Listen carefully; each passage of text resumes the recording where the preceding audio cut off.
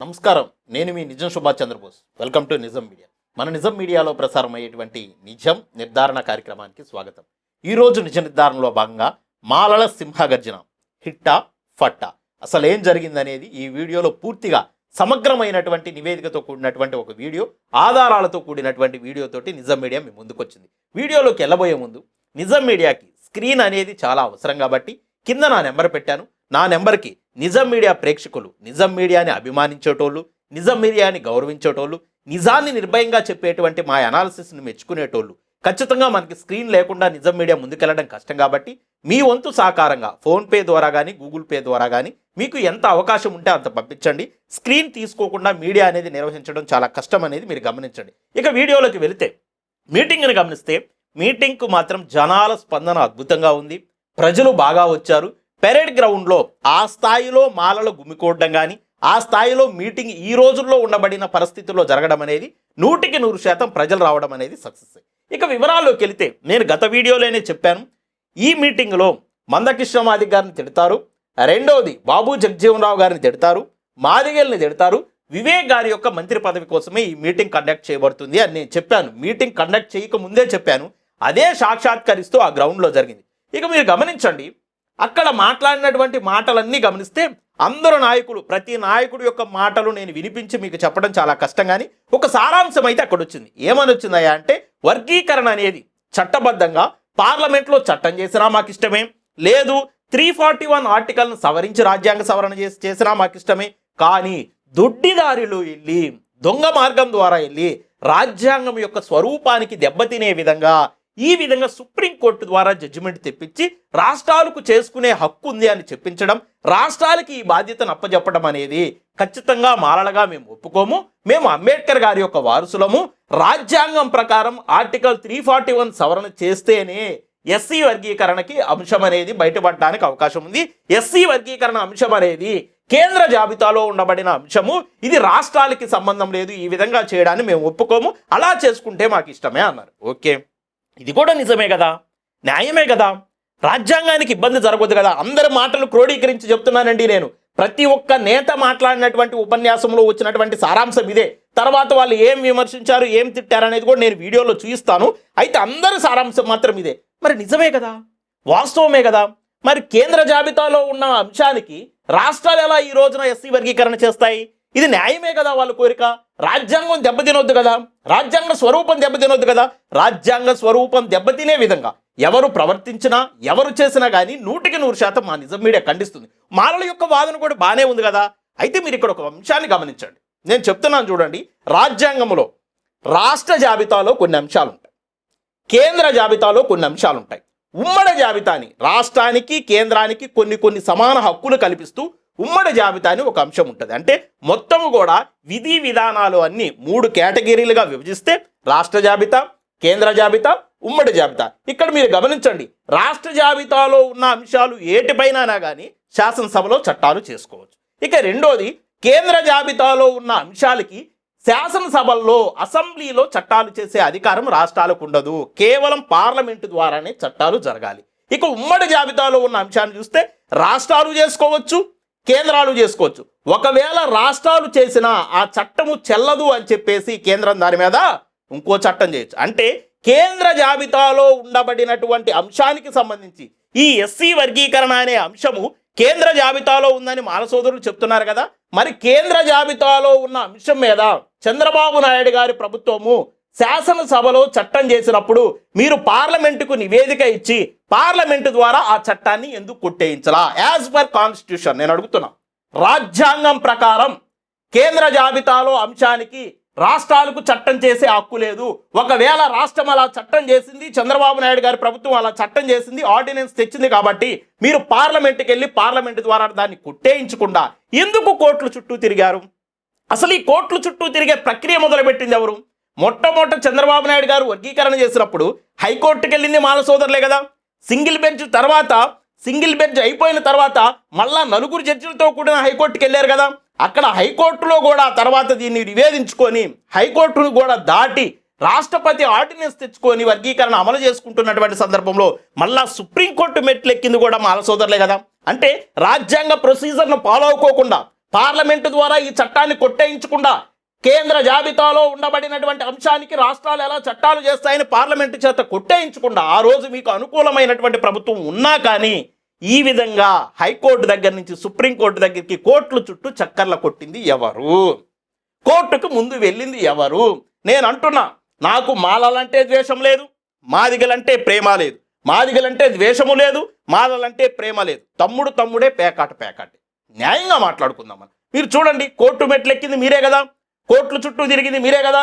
2004లో supreme court SC వర్గీకరణ కొట్టేసి ఇవి రాష్ట్రాలు చేసుకునే హక్కు లేదు, కేంద్రమే చేయాలి, రాజ్యాంగ సవరణన్నా చేయాలి, లేదా పార్లమెంట్లో చట్టం చేయాలని చెప్పిన తర్వాత ఏ మాదిగ సోదరుడైనా సుప్రీంకోర్టుకి వ్యతిరేకంగా ఎక్కడన్నా ఒక స్టేట్మెంట్ కానీ ఒక మీటింగ్ పెట్టడం కానీ సుప్రీంకోర్టు కనీసం అప్పీలకు కూడా వెళ్ళడం వల్ల, అంటే అంబేద్కర్ గారు ఇచ్చినటువంటి న్యాయ వ్యవస్థ మీద, అంబేద్కర్ గారు రాజ్యాంగంలో పొందుపరిచినటువంటి సుప్రీంకోర్టు మీద వాళ్ళకు ఉండబడినటువంటి గౌరవాన్ని నేను చెప్తున్నా. ఈ రోజున 2024 వాళ్ళు ఎప్పుడు మళ్ళీ కోర్టులో ఇంప్లిమెంట్ అయ్యారంటే మళ్ళా అదే 5 జడ్జిలు పంజాబ్ కోర్టు విషయంలో ఇది కరెక్ట్ కాదు, గతంలో వివి చెన్నయ్య కేసులో ఇచ్చినటువంటి జడ్జిమెంట్ కరెక్ట్ కాదు, కాకపోతే మేము 5 జడ్జిలమే కాబట్టి 7 జడ్జిల బెంచ్కి సిఫారసు చేస్తున్నామని చెప్పిన తరువాత అప్పుడు మాత్రమే, అది కూడా 2 సంవత్సరాల తర్వాత ఎంఆర్పిఎస్ కోర్టులో ఇంప్లీడ్ అయినట్టుగా మనం చూస్తాం. అంటే కోర్టు తీర్పుని, సుప్రీంకోర్టు ఇచ్చినటువంటి తీర్పుని అప్పుడు వాళ్ళు తప్పు పట్టలా. కానీ ఈ రోజు చూస్తే 2024లో ఈ రోజున సుప్రీంకోర్టు ఎస్సీ వర్గీకరణకు అనుకూలంగా రాష్ట్రాలే చేసుకోవచ్చని, ఇది కేంద్ర జాబితాలో అంశం కాదని, కేంద్ర జాబితాలో అంశం ఎప్పుడవుతుందంటే ఆ ఆర్టికల్లో ఎవరైనా కానీ ఎస్సీల్లో కానీ ఎస్టీల్లో కానీ కులాలని కలపాలన్నా తీసేయాలన్నా కానీ అది జరుగుతుంది. కానీ వీళ్ళ మధ్య రిజర్వేషన్లు పంచుకోవాలనుకున్నప్పుడు అది కేంద్ర జాబితాలో అంశం కాదు, రాష్ట్రాలు దాన్ని చేసుకోవచ్చు అని చెప్పినప్పుడు మాత్రం మాల సోదరులు హుటాహుటిన రివ్యూ పిటిషన్లు దాఖలు చేసి ఆ పిటిషన్లు కూడా సుప్రీంకోర్టు తోసిపుచ్చింది, పక్కన పడేసింది. రివ్యూ పిటిషన్లకి ఇక్కడ తావు లేదు, మేము ఇచ్చిన జడ్జిమెంట్ ఫైనల్ అని చెప్పిన తరువాత కూడా సుప్రీంకోర్టుని ఈ విధంగా తప్పు పట్టడం, ఏదో రాజ్యాంగానికి వ్యతిరేకంగా జరిగినట్టు, మాల ప్రజల్లో రాజ్యాంగానికి ఏదో ముప్పు వాటిల్లినట్టు వాళ్ళలో భయభ్రాంతుల్ని క్రియేట్ చేయడం అనేది ఎంతవరకు న్యాయమన్నా? మీరే కదా కోర్టుల చుట్టూ తీసుకెళ్ళింది, కోర్టు చుట్టూ ఈ అంశాన్ని తిప్పింది మీరే కదా, పార్లమెంట్కి వెళ్ళకోకుండా డొంక తిరుగుడు వెళ్ళింది మీరే కదా. కానీ ఈ రోజున కోర్టు ఒక న్యాయబద్ధమైనటువంటి తీర్పిస్తే మీకు అంబేద్కర్ గారు అంటే గౌరవం ఉండదు, అంబేద్కర్ గారు రాసినటువంటి రాజ్యాంగం అంటే గౌరవం ఉండదు, అంబేద్కర్ గారు రాసినటువంటి రాజ్యాంగంలో ఉన్న సుప్రీంకోర్టు అంటే మీకు గౌరవం ఉండదు. సుప్రీంకోర్టు తీర్పుని ఎవరన్నా వ్యతిరేకిస్తారా? సుప్రీంకోర్టు తీర్పుని ఎవరన్నా అభాస్పాలు చేస్తారా? భారత రాజ్యాంగంలో అత్యంత ప్రాధాన్యమైన, అత్యంత విలువైనటువంటి సుప్రీంకోర్టు, పార్లమెంటు కన్నా కూడా విలువైంది సుప్రీంకోర్టు. ఒకవేళ పార్లమెంట్ ఏదైనా చట్టం చేస్తే, పార్లమెంటు చేసినటువంటి చట్టాల్లో లోపం ఉంటే ఆ చట్టాన్ని సవాల్ చేస్తూ సుప్రీంకోర్టుకి వెళ్ళొచ్చు. చట్టంలో లోపాలు ఉన్నాయని కనుక సుప్రీంకోర్టు నిర్ధారిస్తే ఆ చట్టాన్ని కూడా క్యాన్సిల్ చేసేటువంటి హక్కు సుప్రీంకోర్టుకి. అంటే ఈ భారతదేశంలో రాజ్యాంగంలో సుప్రీంకోర్టే సుప్రీం అని చెప్పేసి చెప్పినటువంటి దాఖలాలు ఉన్నాయి, పుస్తకాలు ఉన్నాయి. మీరు కావాలంటే చదువుకోండి, రాజ్యాంగాన్ని చదువుకోండి, లేదా లక్ష్మీకాంత్ గారు, ప్రభాకర్ రెడ్డి గారు పాలిటీ బుక్స్ ఉన్నాయి, చదువుకోండి. నేను క్లారిటీగా చెప్తున్నా, మీరు చదువు రానోళ్ళు కూడా ఈ అంశాన్ని మీరు గ్రహించండి. అంటే ఎవరు ఎటువైపు వెళ్ళారు, ఎవరు దొడ్డిదారిని వెళ్ళారు, ఎవరు ఇన్ని రోజులు దొడ్డిదారిన ఎస్సీ రిజర్వేషన్లు అనుభవించారనేది క్లారిటీ తీసుకోండి. అంటే మారలే కదా వెళ్ళింది, మరి ఆ మార్గం ద్వారా ఈ రోజున సుప్రీంకోర్టులో తీర్పు వస్తే మరి ఎందుకు ఉలికి పడుతున్నారు? ఇక రెండో అంశం అండి, ఇది క్లారిటీ. ఖచ్చితంగా రాజ్యాంగబద్ధంగానే ఈ రోజున తీర్పు వచ్చింది. సుప్రీంకోర్టు క్లారిటీగా చెప్తుంది, ఎస్సీ వర్గీకరణ కోసం రాజ్యాంగాన్ని సవరించవలసినటువంటి అవసరం లేదు అని చెప్తుంది. సవరించాలి అని రాజ్యాంగ మౌలిక స్వరూపాన్ని దెబ్బతీసే ప్రయత్నం మాలలు చేయవద్దు. రాజ్యాంగాన్ని పదే సవరించుకుంటూ పోతే దానికి ఉండబడిన అసలు స్వరూపం కోల్పోతుంది. అవసరమైనటువంటి సందర్భాల్లో సవరించుకోవాలి. నేను రాజ్యాంగాన్ని సవరించడానికి వ్యతిరేకం, అవసరమైతే సవరించుకోవాలి. కానీ పదే ఉన్నదానికి కాని దానికి అవసరం ఉన్నా లేకపోయినా రాజ్యాంగాన్ని సవరిస్తూ ఉంటే ఆ స్వరూపమే కోల్పోయేటువంటి ప్రమాదం ఉంది, రాజ్యాంగం దెబ్బతినేటువంటి ప్రమాదం ఉంది. కాబట్టి కోర్టు చెప్తుంది దీనికి అసలు అవసరం లేదని చెప్పేసి, ఈ వర్గీకరణకు రాజ్యాంగ సవరణ అవసరం లేదని చెప్తుంది, రాష్ట్రాలే చేసుకోవచ్చు అని చెప్తుంది. కాబట్టి 100% ఎవరైతే అంబేద్కర్ గారి యొక్క వారసులు ఉన్నారో, అంబేద్కర్ గారి యొక్క వాదులు ఉన్నారో వాళ్ళందరూ కూడా ఖచ్చితంగా సుప్రీంకోర్టుని గౌరవించాలి, సుప్రీంకోర్టు తీర్పుని ఎందుకంటే అంబేద్కర్ గారి వారసులమని చెప్పుకుంటున్న మనమే కోర్టును గౌరవించకపోతే, మనమే మన రాజ్యాంగంలో ఉండబడినటువంటి న్యాయ వ్యవస్థను గౌరవించకపోతే ఇంకెవరు గౌరవిస్తారు? ఇక వివరాల్లోకి వెళ్తే మీరు చూడండి, ఈ మీటింగ్లో నేను ముందే చెప్పాను, మందకృష్ణ మాదిగ గారిని తిడతారని చెప్పాను. ఒకవేళ అలా ఇలా అని చెప్పేసి మాదిగల్ని ఏదో మోసం చేస్తున్నాడు అని చెప్పేసి, ద్రోహి అని చెప్పేసి, దొంగ అని చెప్పేసి, లంగ అని చెప్పేసి ఇట్లా తిడతారు అనుకున్నా. నేను ఆ స్థాయి వరకు ఊహించా. ఏ స్థాయికి దిగజారాయి అంటే ఇక ఈ వీళ్ళ పేర్లు ఎవరు మాట్లాడారు ఏంటి అనేది వాళ్ళు ఆ వ్యాఖ్యలు చేసిన వాళ్ళ పేర్లు పలకడం కూడా నాకు ఇష్టం లేదు. ఎందుకంటే ఒక నైతికతను కోల్పోయి కనీసము సెన్సు, కామన్ సెన్సు, లైసెన్సు కూడా లేకోకుండా న్యూ సెన్స్ చేసేటువంటి వ్యక్తుల గురించి వాళ్ళ పేర్లు పలకాలంటే నాకు ఇష్టం కదా. ఎందుకంటే ఇన్ని రోజులు పలికా, ఇప్పుడు ఈ మీటింగ్ తర్వాత మీరు చేసినటువంటి వ్యాఖ్యలు చూసిన తర్వాత అంత ఘోరంగా మీరు మాట్లాడినటువంటి వ్యక్తులు, ఆ లైసెన్స్ లేకుండా న్యూ సెన్స్ చేసేటువంటి వ్యక్తుల గురించి సమాజంలో మీకు లైసెన్స్ లేదు. లైసెన్స్ ఇంట్లో ఉందో లేదో నాకు తెలియదు, కానీ సమాజంలో అయితే మీకు లైసెన్స్ లేదు. అలాంటి లైసెన్స్ లేనటువంటి వ్యక్తుల పేర్లు నేను పలకను, కానీ వాళ్ళ మాటలు మీకు వినిపిస్తాను చూడండి. ఎంత దారుణమైనటువంటి మాటలయ్యా అంటే సమాజం, సభ్య సమాజం సిగ్గుతోటి తలదించుకుంటుంది. అన్ని లక్షల మంది మాలలు అక్కడ కూడితే మీరు ఏం మాట్లాడాలి? ఎస్సీ వర్గీకరణ, దానివల్ల వచ్చేటువంటి నష్టాలు, మాలలకు జరిగేటువంటి నష్టాలు ఇవి చెప్పాలి. చూడండి, గమనించండి. ఆయన పేరు కూడా నాకు ఇష్టం లేదు. నా మాల రక్త బాంధవులందరికీ ఉద్యమ జైబులు తెలుపుతూ సెలవు తీసుకుంటాను. ఇట్లా మాట్లాడితే కాదు, మనం నీరెడ్డి కాలం, నీరు భయపడతాం, వర్షానికి నీరెడ్డి కాలం. జై భీమ్. వర్షానికి భయపడద్దు సోదరులారా. నినాదం ఇస్తే హార్ట్ అటాక్ వచ్చి చచ్చిపోవాల మంద ఏలియా. విన్నారా? నినాదం ఇస్తే హార్ట్ అటాక్ వచ్చి మంద ఏలియా అంటే మందకృష్ణమాదిగ గారు హార్ట్ అటాక్ వచ్చి చనిపో. నాకు ఈ మాట విన్న తర్వాత కొంత బాధ వేసింది, ఆవేదన కలిగింది. ఎందుకంటే సాటి మనిషి చావుని కోరుకోవడం అనేది అది కరెక్ట్ కాదు. అంత బహిరంగ సభలో అంతమంది మాలలు ఉన్నప్పుడు, అంతమంది అమాయక ప్రజలను ముందు పెట్టుకొని మీరు చేస్తున్నటువంటి వ్యాఖ్యలు, నినాదం ఇస్తే ఆ శబ్దానికి మందకృష్ణమాదిగ గారికి హార్ట్ అటాక్ వచ్చి చనిపోవాలంటున్నాడు ఆ వ్యక్తి. నాకు అది ఆ మాటలు, ఆ వ్యాఖ్యలు విన్న తర్వాత ఒకంత బాధేసింది, ఆవేదన కలిగింది. అసలు ఎటు పోతుంది సమాజం, ఎటు తీసుకెళ్తున్నారు సమాజాన్ని అని ఆలోచించాను. కానీ తర్వాత మళ్ళీ నాకు నవ్వు వచ్చింది. ఎందుకు నవ్వు వచ్చిందయ్యా అంటే, అరే ఒక మనిషి, వీళ్ళు ఎంత టార్గెట్ చేస్తే ఆ మనిషి చనిపోవాలని కోరుకుంటారు. ఒక మనిషి తాలూకా ఇంపాక్ట్ వాళ్ళ మీద ఎంత ఉంది, ఆ మనిషిని చూసి వీళ్ళు ఎంత భయపడుతున్నారు, ఆ మనిషి చావును కోరుకుంటున్నారంటే ఆ మనిషి చేసేటువంటి పనులు, ఆ మనిషి తీసుకునేటువంటి కార్యాచరణ వీళ్ళని ఏ విధంగా ఉక్కిరి బిక్కిరి చేస్తుంది.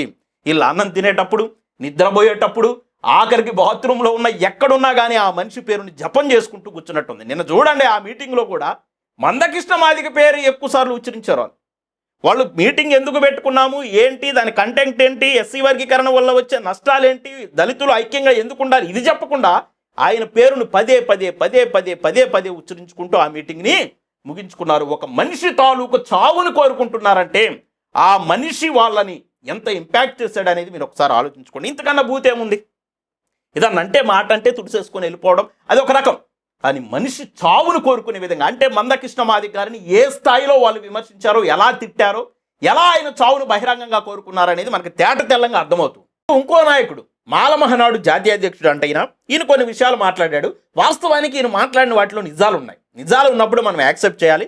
నేనైతే యాక్సెప్ట్ చేస్తున్నాను. విన్న తర్వాత మీరు కూడా యాక్సెప్ట్ చేయవలసినటువంటి అవసరం ఉంటే మీరు కూడా యాక్సెప్ట్ చేయండి.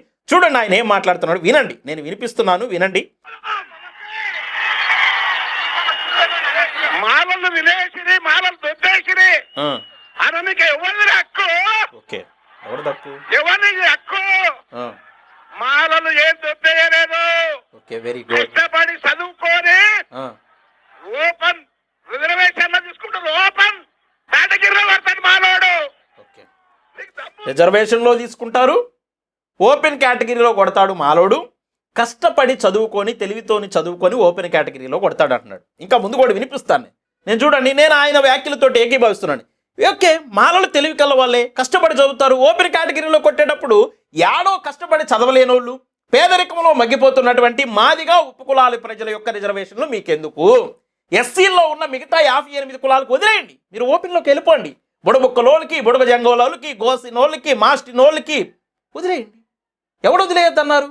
మీరు వీళ్ళందరికీ వదిలేసి మీరు ఓపెన్ కేటగిరీలోకి వెళ్ళిపోండి. నేను వినమ్రుడనై నమస్కరించి, ఆ చెన్నయ్య గారు అనుకుంటా ఆయన పేరు, మీరు మాట్లాడినటువంటి వ్యాఖ్యలను నేను సమర్థిస్తూ, మీరు మాట్లాడినటువంటి వ్యాఖ్యలు 100కి 100% నిజమని చెప్తూ, మీరు దయచేసి ఈ మిగతా 58 కులాల గురించి ఆలోచించి, మీతో పోటీ పడలేకపోతున్నారు వాళ్ళు, మీ తెలివితోటి వాళ్ళు మ్యాచ్ చేయలేకపోతున్నారు, మీకున్న సంపత్తితో వాళ్ళు మ్యాచ్ చేయలేకపోతున్నారు, మీరు వెళ్ళిపోండి ఓపెన్ కేటగిరీలోకి, అగ్రవర్ణాల్లో చేరండి మీరు. నిజమే, భలే బాగా నచ్చింది అన్న. నాకు ఆ మీటింగ్ అందట్లో ఈయన స్పీచే నచ్చింది. ఇది చాలా అరుస్తూ భలే అద్భుతంగా నిజాలు పెళ్ళి వచ్చేసినాయి ఆటోమేటిక్గా. అంతమంది జనాన్ని చూసేలేకి కడుపులో ఉన్న నిజాలు బయటకు వచ్చేసినాయి. అబ్బా థ్యాంక్స్ అన్న, నువ్వు ఒక్కడవన్నా నిజాలు మాట్లాడేవా సభలో. Thank you very much. చూడండి ఇంకేం మాట్లాడుతున్నాడు. దమ్ముందా? లేదు లేదు.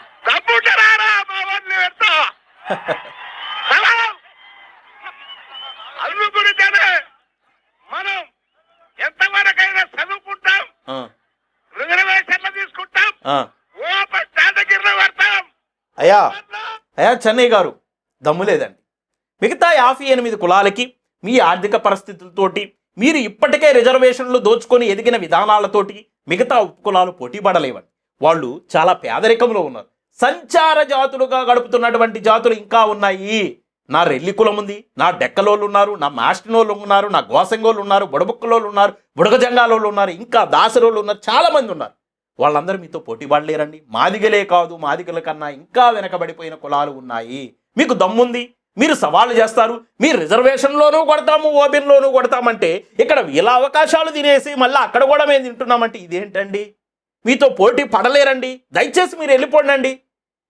వాటా వాటా అని అడుగుతున్నారు కానీ వాస్తవానికి చెన్నై గారు మాట్లాడినటువంటి మాటలు మనం గమనిస్తే వాటా కాదండి అడగాల్సింది. రిజర్వేషన్లలో నుంచి మాలలను తొలగించి వాళ్ళని ఓపెన్ కేటగిరీలో పెట్టండి అని అడగాలి. నా మాటలు కాదు ఇవి, నేను అనను. కానీ నేనేమంటానంటే ఎవరి జనాభా తమాషా ఎంత ఉందో ఆ తమాషా ప్రకారం వాళ్ళకి రిజర్వేషన్లు పంచండి అని అంటాను నేను. కానీ చెన్నయ్య గారు అంటున్నారు మేము ఓపెన్లో కొట్టగలమని. ఓపెన్లో కొట్టగలిగినప్పుడు, మీకు అంత సత్తా ఉన్నప్పుడు, అంత టాలెంట్ ఉన్నప్పుడు మరి ఇవెందుకు? ఏవో వెనకబడిపోయినటువంటి జాతులు, అంబేద్కర్ గారు వెనకబడిపోయినటువంటి జాతులు ముందుకు వస్తాయని తెచ్చినటువంటి రిజర్వేషన్ని ఇంకా వాడుకోవడం ఎందుకు? వదిలేసేయండి దయచేసి. ఇంకా చూడండి ఏం మాట్లాడుతున్నాడు.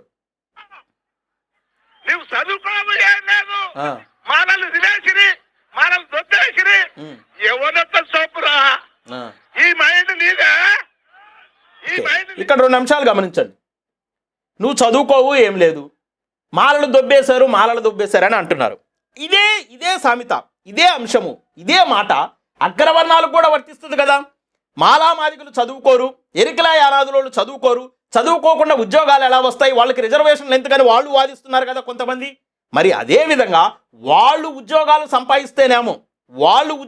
సంపాదించుకుంటేనేమో, వాళ్ళు కష్టపడి చదువుకుంటేనేమో, అగ్రవర్ణాల వాళ్ళు కష్టపడి చదువుకుంటేనేమో వాళ్ళు దోపిడీ చేసినట్ట.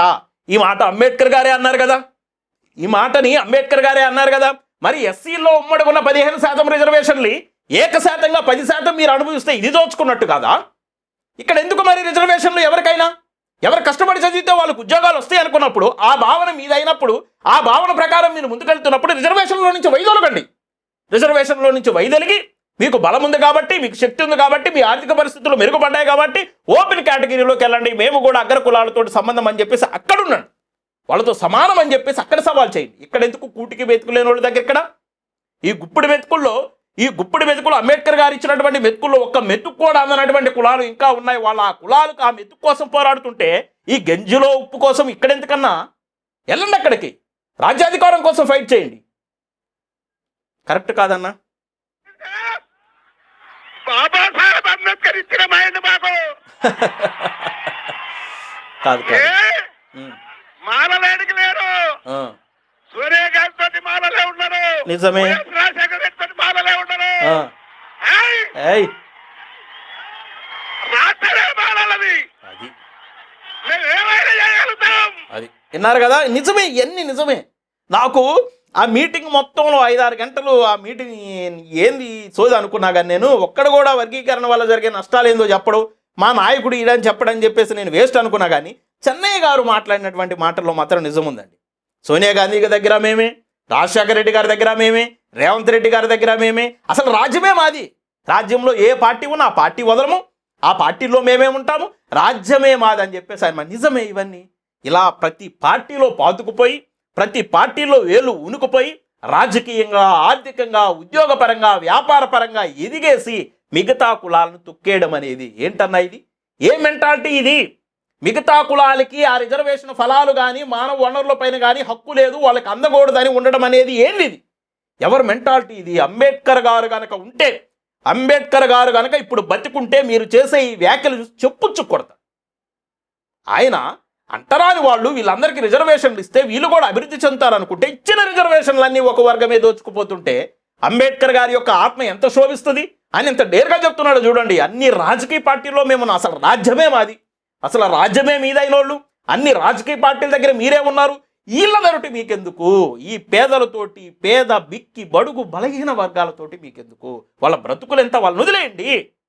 వాళ్ళు కూడా మీ స్థాయికి రావాలి కదా, వాళ్ళు కూడా అభివృద్ధి చెందాలి కదా, వాళ్ళు కూడా అభివృద్ధికి నోచుకోవాలి కదా, వాళ్ళు కూడా చదువుకోవాలి కదా, వాళ్ళు కూడా ఉద్యోగాలు రావాలి కదా, వాళ్ళు కూడా రాజకీయం చేయాలి కదా. చెయ్యనియమే, ఉన్నాయన్నీ మేమే తింటాం, ఉన్నాయన్నీ మేమే అనుభవిస్తాం, అక్కడ ఇక్కడ అక్కడ ప్రతి చోట మేమే ఉన్నామని చెప్పేసి మళ్ళీ మీరే చెప్తారు. ఏంటన్నా ఇది తప్పు అనిపించట్లేదా మీకు? కనీసం అంటే కనీసం 30 సంవత్సరాల తర్వాత ఒక ఉద్యమం 30 సంవత్సరాలు వాళ్ళు నడిపారు. 78 సంవత్సరాలు అవుతుంది స్వాతంత్రం వచ్చి భారతదేశానికి. ఈ 78 సంవత్సరాలు అంటే దాదాపుగా 100 సంవత్సరాల్లో కూడా కనీసం కనికరం లేదన్నా, కనీసము హృదయాలు మీకు ఇంకా కదలటం లేదా, కనీసం జాలేయటం లేదా మీకుందున్న కులాల గురించి? అసలు ఎంత కర్కశంగా ఆలోచిస్తున్నారు. అంత ఎదిగిపోయి కూడా ఈ మీటింగ్ కండక్ట్ చేసినటువంటి వ్యక్తి, ఈయన గురించి నేను స్పెషల్ వీడియో చేస్తాను, వివేక్ గారి గురించి. వాళ్ళు రేవంత్ రెడ్డి కన్నా కూడా ఇంకా ఎక్కువ ఆస్తులు సంపాదించుకున్నారు, ఎస్సీ అనే ట్యాగ్ను వాడుకొని, రిజర్వేషన్లు వాడుకొని. నేను సపరేట్ వీడియో చేస్తాను. ఇంత దారుణమా, ఇంత దారుణంగా మేము దోచుకుంటున్నామని పబ్లిక్గా చెప్తూ కూడా మళ్ళీ ఏంటో నాకు అర్థం కావట్లేదు. సభలేంటో సమావేశాలేంటో చూడండి. మన రాజ్యానికి సలహాలు ఇచ్చేది చంద్రబాబు నాయుడు కొడుకు. ఓకే, ఎవరు మాలడు మాలలు లేరంటే ఓకే, మాలలు నిజేస్తారెక్కడ అందు గురించి మన కేకలు ఢిల్లీ వరకు వినిపించాయి. ఓకే, గమనించండి. చెన్నై గారు మాట్లాడినటువంటి మాటల్లో నిజాలు నీకు కళ్ళకు కట్టినట్టు చూపించా. ఇప్పుడు మీరు నిజాలు కనుక్కున్నారు కదా. ఇంకొక అంశము నేను ఫైనల్గా వీడియోని కంక్లూడ్ చేస్తున్నాను. 1,00,000 మంది జనాలు వచ్చారు. 1,00,000 మంది వచ్చారా, 2 లక్షల మంది వచ్చారా, 50,000 మంది వచ్చారా, ఎంతమంది అన్నా కానీ సభ సక్సెస్. జనాలు బాగా వచ్చారు. అంతమంది జనం వస్తే ఆ జనానికి మీరు ఏం చెప్పారు? వర్గీకరణ అంశం గురించి, వర్గీకరణ జరగడం వల్ల వచ్చే నష్టాల గురించి ఒక్కళ్ళు చెప్పలా. అసలు ఉంటే కదా నష్టం చెప్పడానికి. అసలు దళితులు ఐక్యత రాజ్యాధికారం అనే ఆ కాన్సెప్ట్ అన్నా మాట్లాడతారు అనుకున్నా. అది కూడా ఎవరు మాట్లాడరా? తెలియక మాట్లాడలేదా, లేకపోతే తిట్టడం కోసమే సభ్య? తిట్టడం కోసం అంత ఖర్చు అంత హంగామా అవసరం లేదు కదా. అమాయక ప్రజలను ఒక చోట కూర్చి వాళ్ళలో ఏ జ్ఞానం నింపారు? ఇంకొక అంశాన్ని గమనించండి. ఇక్కడ నేను గత వీడియోలోనే చెప్పాను, ఆయన మంత్రి పదవి కోసం ఈ మీటింగ్ పెడుతున్నాడని చెప్పారు. అది నిజమైంది.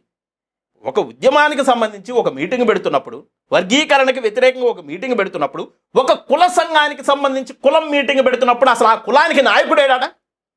ఎవరు నాయకుడు చెప్పండి? వివేక్ గారు ఎలా నాయకుడు అవుతారు? వివేక్ గారు కాంగ్రెస్ పార్టీకి సంబంధించినటువంటి ఎమ్మెల్యే.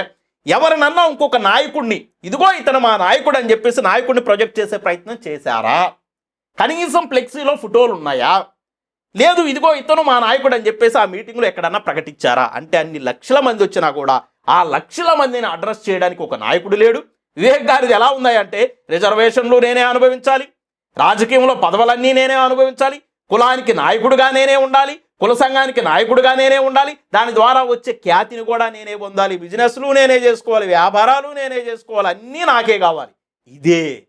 దీన్నే అంటారు స్వార్థమని, దీన్నే అంటారు ఇతర అవకాశాలు దోచుకోవడం అని. అక్కడ మాలల్లో కూడా దోచుకుంటున్నాడు ఆయన. చూడండి, మీరు అది గమనించండి. ఇప్పుడు ఒక ఉద్యమము, ఒక కుల సంఘానికి సంబంధించినటువంటి మీటింగు, నాయకుడు ఎవరు ఉండాలి? కుల సంఘానికి సంబంధించి ఏ రాజకీయ పార్టీకి సంబంధించినటువంటి ఒక నాయకుడు ఉండాలి. ఆ నాయకుడు అక్కడ ఉన్నాడా? లేడు. అక్కడ కూడా వివేక్ గారే నాయకుడు. అంటే అందరి అవకాశాలు నాకే రావాలి, అందరి అవకాశాలను నేనే పొందాలి, అందరి అవకాశాలను నేనే అనుభవిస్తూ నేను వాళ్ళ మీద నిలబడి పైన కనపడుతూ ఉండాలి. ఇదే వర్గీకరణ వ్యతిరేకవాదము. ఇది కరెక్ట్ కాదు. మాల సోదరులారా, మీరు కూడా గమనించండి. ఏ మాలల కోసం కష్టపడినటువంటి ఒక నాయకుడిని చేయొచ్చు కదా. నువ్వు మంత్రి పదవి కోసం అంతమందిని గుమ్ముకూర్చావు, కరెక్టే. అన్ని లక్షల మందికి ఇతను మన నాయకుడని ఒక ప్రొజెక్ట్ చేసే ప్రయత్నం చేసావా? మాలల కోసం కష్టపడ్డ నాయకుడు ఎవరూ లేరా? ఒక ఫోటో కనపడదు, ఒక నాయకుడిని గౌరవించినట్టు కనపడదు. అసలు అడ్రస్ చేయడానికి ఒక నాయకుడు అనేదే లేకుండా అంతమంది మీటింగ్ అక్కడ జరిగింది. ఎంత ఘోరమో చూడండి. అంటే వివేక్ గారి యొక్క మెంటాలిటీని మీరు గమనించండి. వివేక్ గారి యొక్క మెంటాలిటీ అనేది ఆ సభను కండక్ట్ చేసేటువంటి విధానంలోనే అర్థమవుతుందని మాల సమాజం కూడా గమనించాలని చెప్పేసి నేను విజ్ఞప్తి చేస్తున్నా. అంతమందిని అక్కడికి తీసుకెళ్ళి మిమ్మల్ని ఏ విధమైనటువంటి అడ్రస్ చేయకోకుండా కేవలం మాదిగలను తిట్టడానికి, మందకృష్ణ మాదిగ గారిని తిట్టడానికి. ఆయన ఏమన్నా తిట్టాడు పోని? వివేక్ గారు ఏమన్నా తిట్టారా? అందరితో తిట్టించాడు. కానీ వివేక్ గారు చాలా తెలివిగా ఉన్నాడు, నక్క వినయాన్ని ప్రదర్శిస్తున్నాడు, నక్క తెలివితేటలను ప్రదర్శిస్తున్నాడు. మందకృష్ణ మాదిగ గారిని తిట్టలా, బీజేపీని తిట్టలా, రేవంత్ రెడ్డి గారిని తిట్టలా, ఎవరిని తిట్టలా. సైలెంట్గా ఎస్సీ వర్గీకరణకి సుప్రీంకోర్టు ద్వారా తీర్పిచ్చిన బీజేపీని తిట్టలా, ఎస్సీ వర్గీకరణ కోసం ముందుకెళ్తున్న కాంగ్రెస్ పార్టీని తిట్టలా, విమర్శ చేయాల, ఏం చేయాల. రేవంత్ రెడ్డి గారిని కూడా పొన్నెత్తి మాట అనకుండా, మందకృష్ణ మాదిగ గారిని కూడా పొన్నెత్తి మాట అనుకోకుండా, ఆయన బట్లర్ ఇంగ్లీష్ మాట్లాడతారు చూసావా తెలుగులో, అట్ట బట్లర్ తెలుగులో మాట్లాడుతూ ఎవరికి ఎక్కడ నిప్పి తగలకోకుండా కేవలం ఆయన ఏదైతే అనుకున్నాడో దాన్ని ముగించాడు. మా నిజం మీడియా ప్రతి సందర్భంలో కూడా అవతల వైపు ఉన్న వ్యక్తులు ఎంత గొప్ప వ్యక్తులైనా, లేదా అవతల వైపు ఉన్న వ్యక్తులు ఎంత శక్తివంతమైనటువంటి వ్యక్తులైనా కానీ నిజాన్ని నిర్భయంగా చెప్పే దగ్గర మా నిజం మీడియా ముందుంటుంది. కాబట్టి మా వీడియోస్ కనుక మీకు నచ్చితే లైక్ చేయండి, షేర్ చేయండి, మన ఛానల్ని సబ్స్క్రైబ్ చేసుకోండి.